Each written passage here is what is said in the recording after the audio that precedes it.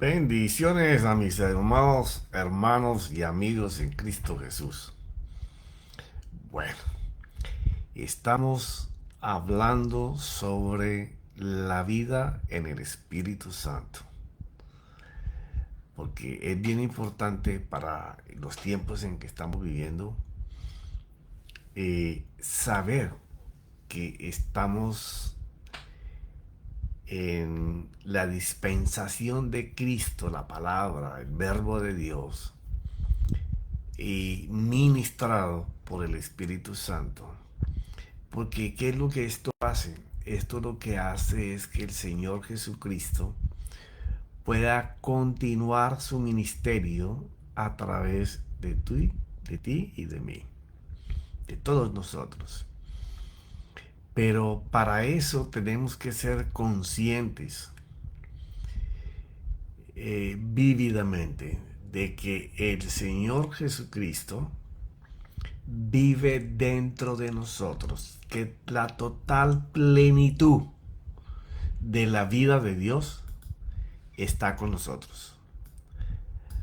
Porque si nosotros no podemos recibir esto, es muy difícil que el Espíritu Santo y Cristo se manifieste con autoridad y poder. Porque de lo que se trata el Evangelio es que el Señor Jesús, a través de nosotros, manifieste su gloria. Por eso fue lo que le prometió a los discípulos en ese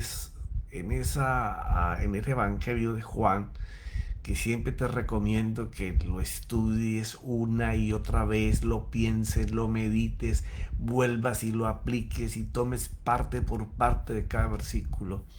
Juan 14, 15, 16 y 17 del Evangelio es una cartilla abierta para que el Espíritu Santo y Cristo te enseñen la manera en que no solamente Él viene a nosotros, sino la manera en que se instala, de qué manera nosotros debemos de ser dóciles para que Él pueda manifestarse como el Señor Jesús en cada uno de nosotros.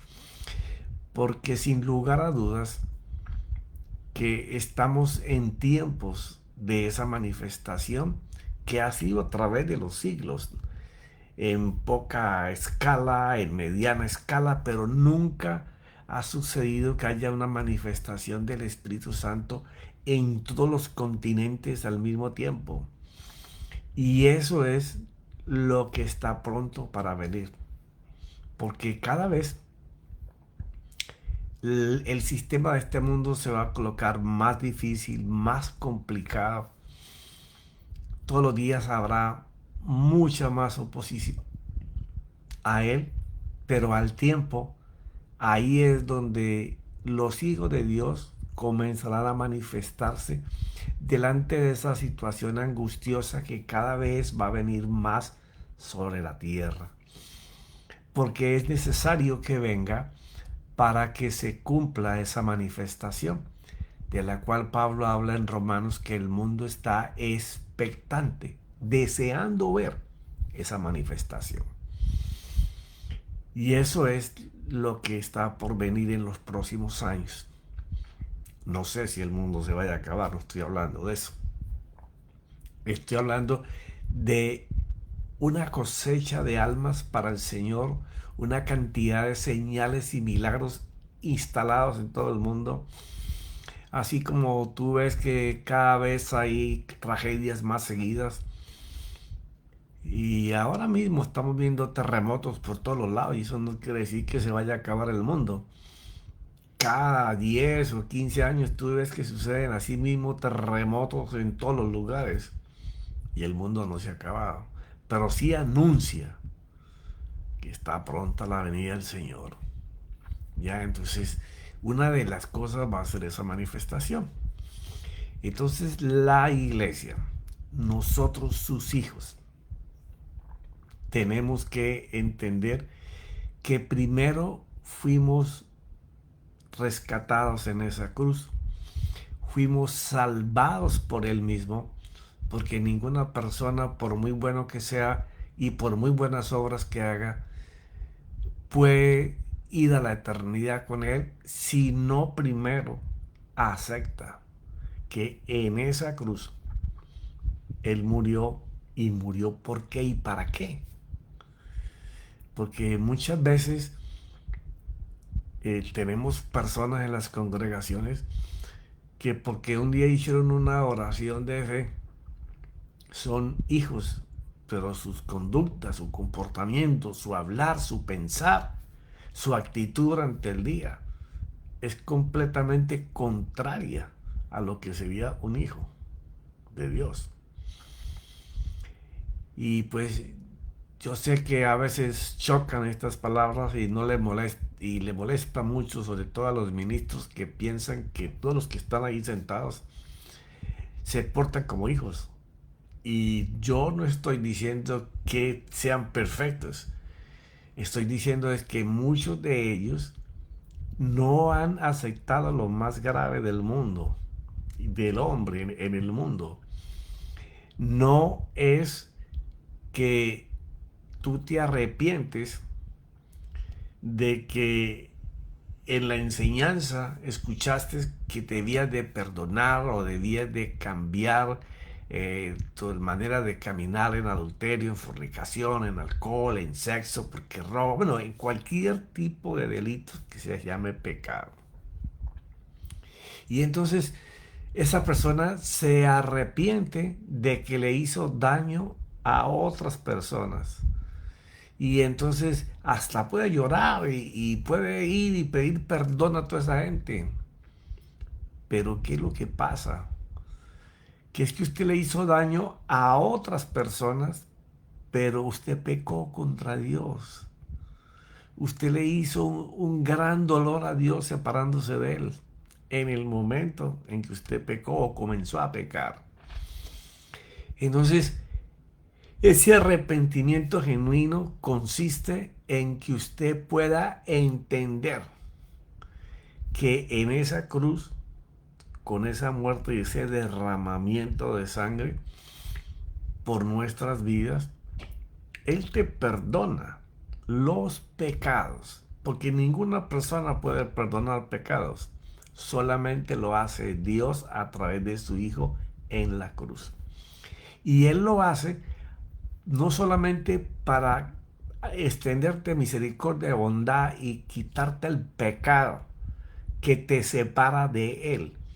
Entonces el entendimiento está en la confesión de fe que hacemos, que tú debes de entender que le hiciste daño a una persona, pero contra Dios, y eso se llama pecado. Entonces está bien que nos duela y nos arrepintamos de lo que le hicimos a las personas y le pidamos perdón, pero hay algo más importante. La otra mitad de ese pastel se llama que el pecado lo cometí contra Dios. Y que así como le hice daño a esa persona, también le hice daño al Señor en su corazón.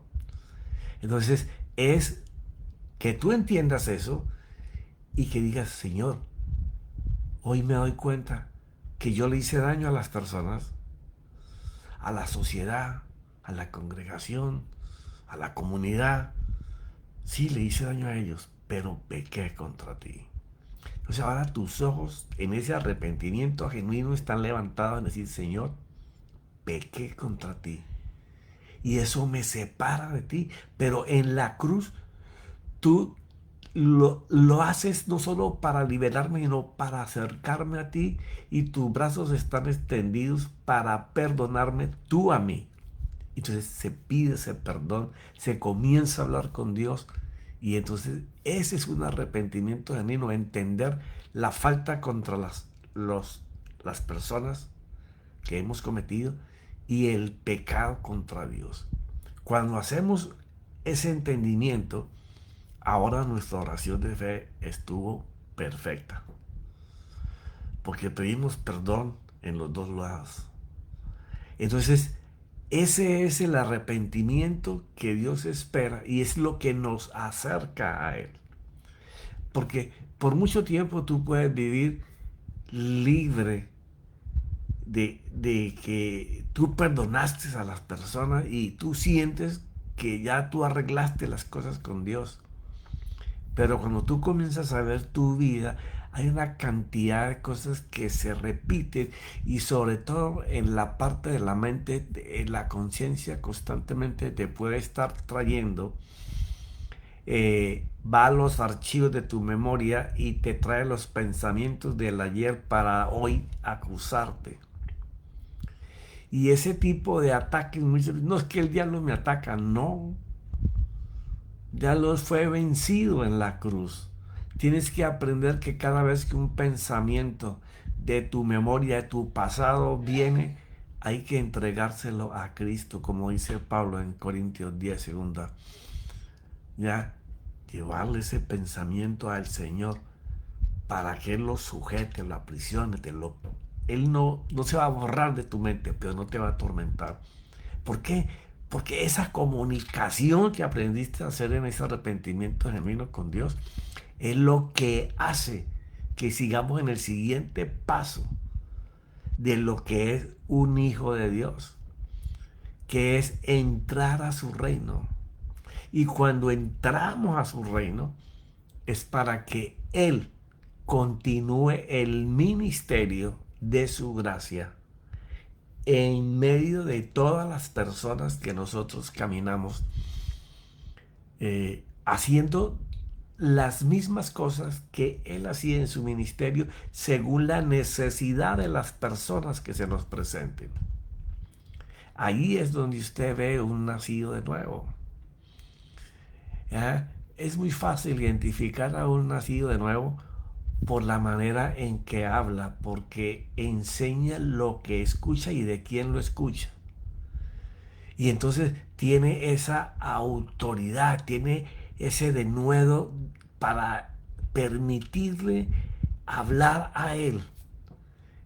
Es que eso es tan palpable. No es que esa persona es usada por Dios grandemente. No. Es que esa persona aprendió a estar con él.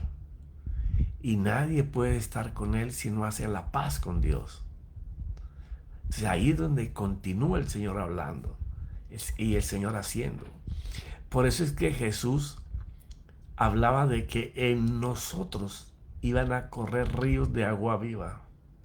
Y estos ríos que van a correr de nosotros es para beneficios de otros. Como te lo he dicho tantas veces, el, la fe en nosotros y la manifestación del Espíritu, como lo hizo el Señor Jesús, va a ser en la mayoría de las veces para beneficio de las personas que tienen la necesidad, que se presentan delante de nosotros, e igualmente en las nuestras. Y esto es lo que el Señor hablaba que sucedería cuando el Espíritu Santo se derramara en nosotros y tomara el control de nuestras vidas. Y Él lo dice en la palabra, ahí en el Evangelio de Juan 7, 38, 39, habla de esos ríos que iban a correr. Si un río fluye de ti, no es para ti, fluye de ti, es para otros. Entonces, cuando estamos mirando esto, tenemos que acuñarlo con la otra parte, donde él habla de que seremos testigos de él con poder. O sea, él nos deja caminos con señales de pasos de las cosas que tenemos que hacer. Porque nadie podrá ser testigo del Señor si no es empoderado. Lo que le llaman ungido, unción, por el Espíritu Santo y Cristo. Por eso es que aquel que es empoderado por el Espíritu Santo es el que manifiesta el reino del Señor.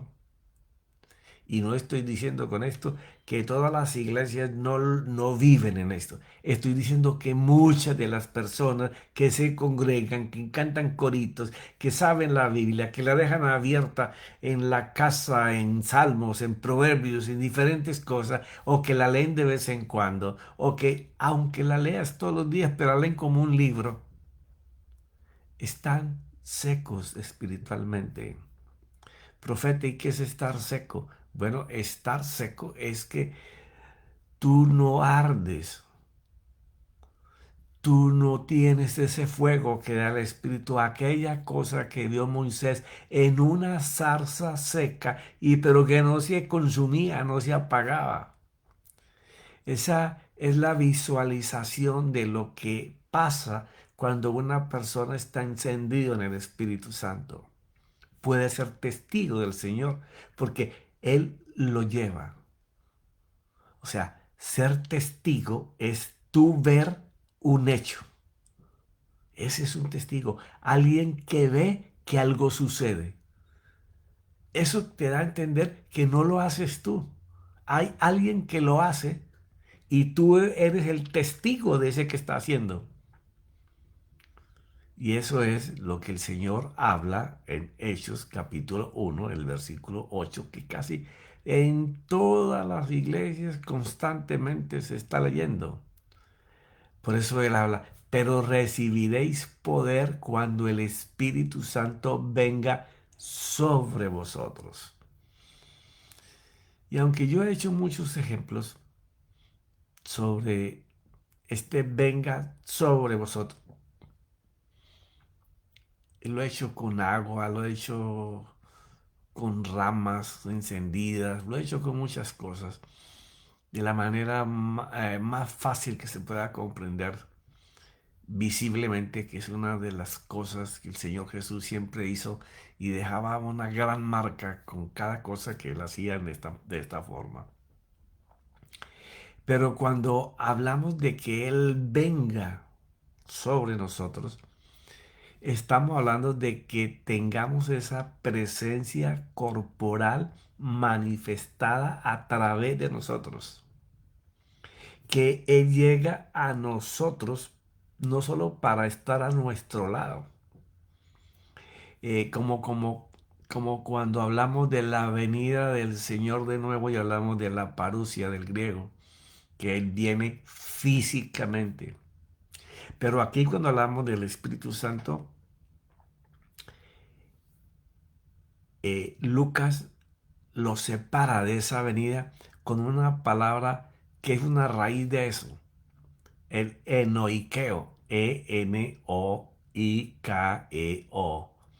que es habitar corporalmente, establecer morada dentro de ti. Entonces, ¿cómo sabemos que el Espíritu Santo está con nosotros? Porque si Él viene a nosotros y se va a instalar, va a ser una habitación constante, es no solo tener esa, esa paz interior que da cuando el Señor está en nosotros actuando, sino que nos da eh, ese agudo oído interior para poder escuchar dentro de nosotros mismos, ni siquiera de afuera, aunque muchas veces nos habla de afuera. Eh, las palabras que Él nos dice para que digamos o hagamos cosas. Entonces es cuando en esa vida de relación que te digo se forma desde el principio de que reconocemos que le hicimos daño al corazón de Dios cuando pecamos.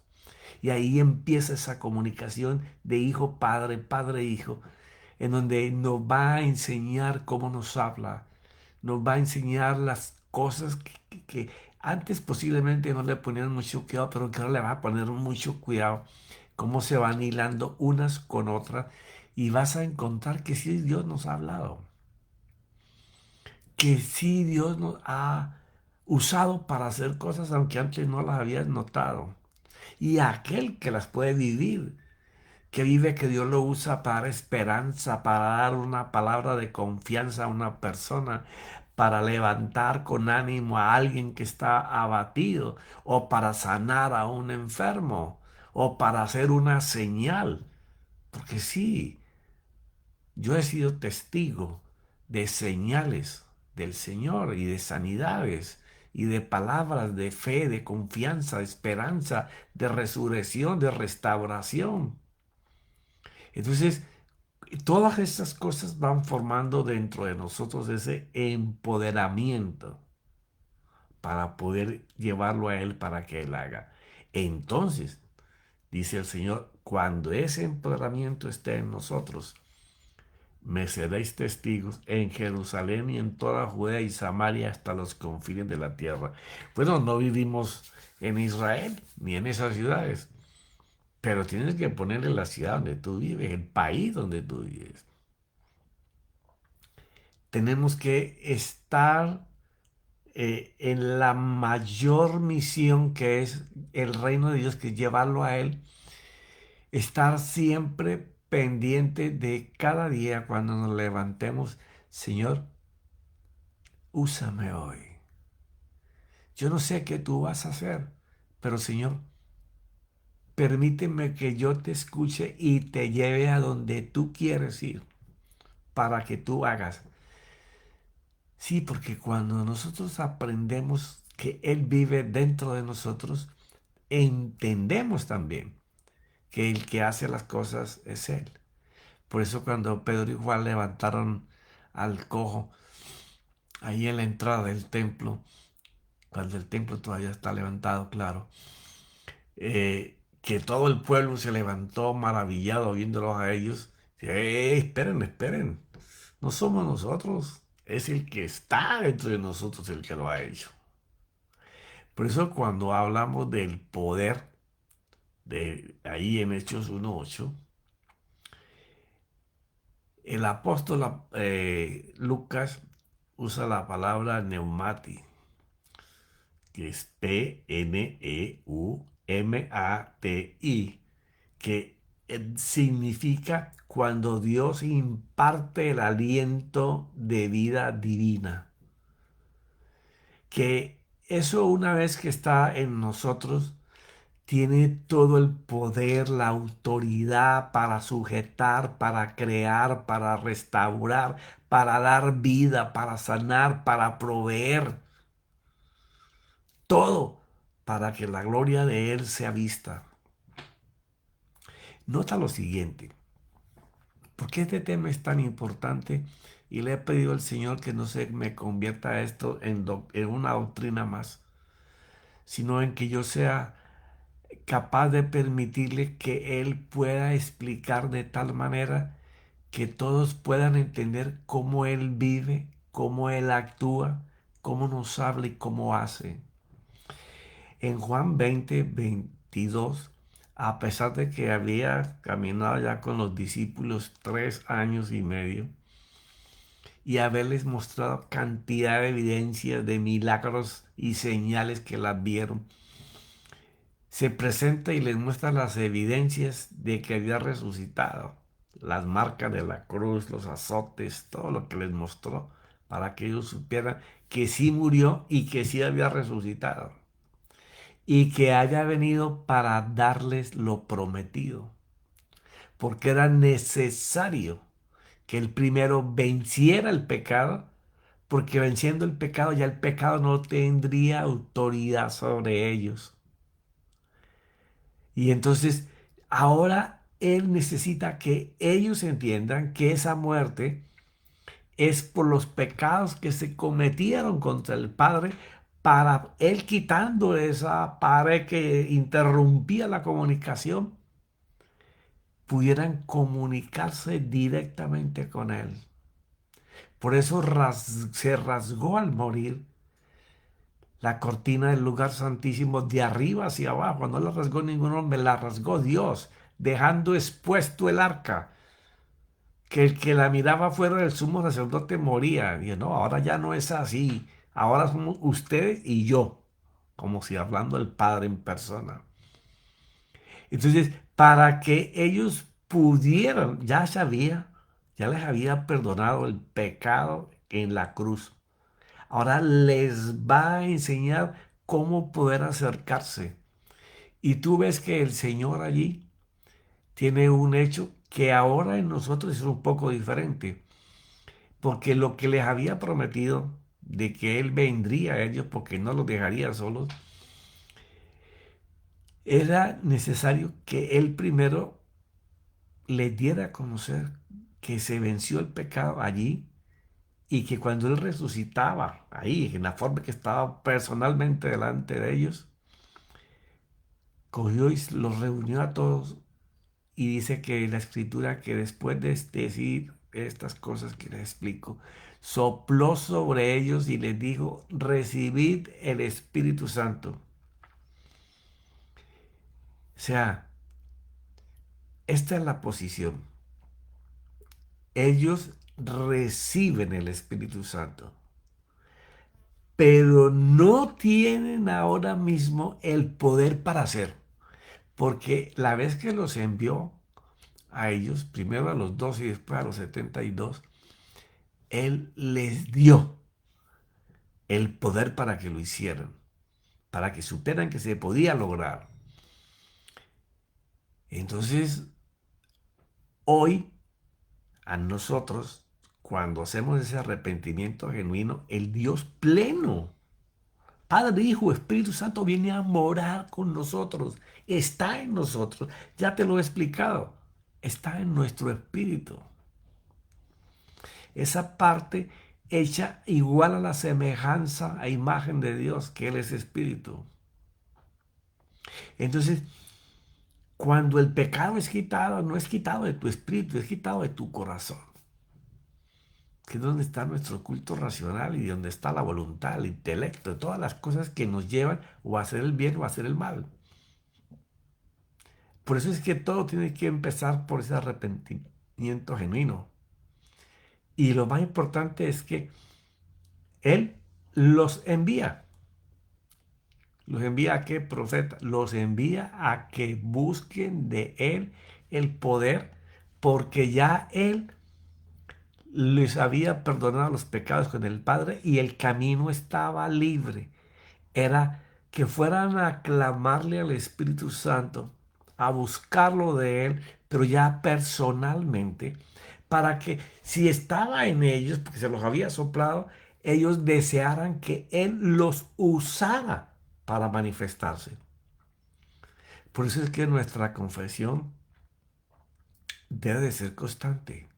Señor, no permitas que parte de este mundo sin manifestar tu gloria, por la cual tú me rescataste, Señor. Podemos estar separados o muertos a tu gloria o ser llamas de fuego en tu mano.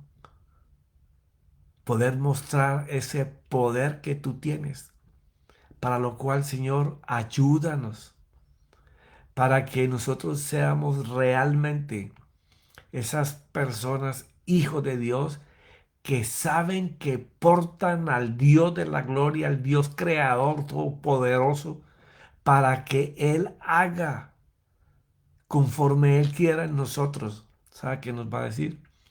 Ok, vamos a hacer eso, pero tienes que ir muriendo, tienes que ir crucificando al hombre que tiene los deseos solamente puestos en alcanzar las cosas de este mundo. Pero cuando tú comiences a darme a mí ese deseo, entonces yo me voy a manifestar. Porque muchas veces queremos que Dios se manifieste, pero tenemos la casa de Dios apagada. O sea, nuestra casa espiritual está a oscuras y nuestra casa tiene que estar iluminada para poder que el Señor fluya. Pero ese debe ser el clamor constante, estar muriendo a los deseos de este mundo y entonces veremos caer sobre nosotros esa gloria cuando ese corazón nuestro se rinda ante Él. Y no es que somos perfectos, tengamos que ser perfectos para que lo merezcamos, para que Él pueda hacer. No, Él siempre va a buscar lo imperfecto para manifestarse. Lo único que Él quiere es un corazón que se rinda a Él. Y la demás labor de limpieza por su palabra, por esa vida con Él, lo hace Él. Porque tenemos que entender, el único perfecto es Él. Mis amados, el deseo de mi corazón es que ustedes y yo, porque yo no soy perfecto, estoy madurando en el Evangelio y tengo 36 o 37 años de ser cristiano y cada vez aprendo que cada vez que yo tengo más espacio en mi corazón para el Señor, más el Señor me va a usar. Y no es que ande buscando dónde el Señor me quiere usar, no. Él hace la obra. Él dice que va trayendo las almas a la congregación. La va trayendo delante de ti para manifestarse Él. Pero bueno, seguiremos a hablar de estas cosas, seguiremos hablando en la próxima semana. Padre Señor mío, te doy gracias por tu Santo Espíritu, Señor. Y el deseo no solamente de todos los que enseñamos del Señor es que todos nosotros, tus hijos, alcancemos esa dimensión que los apóstoles, cuando el Señor les dijo que era necesario que recibieran ese poder, que el Espíritu Santo viniera sobre ellos. Y cuando habla sobre ellos, es sobre la parte natural que el hombre desarrolla mientras vive. Señor, todos necesitamos que tú vengas sobre nosotros para que tú te manifiestes y todos sepan que tú eres real. Te doy gracias, Señor, en el nombre del Espíritu Santo y Cristo Jesús. Amén y amén.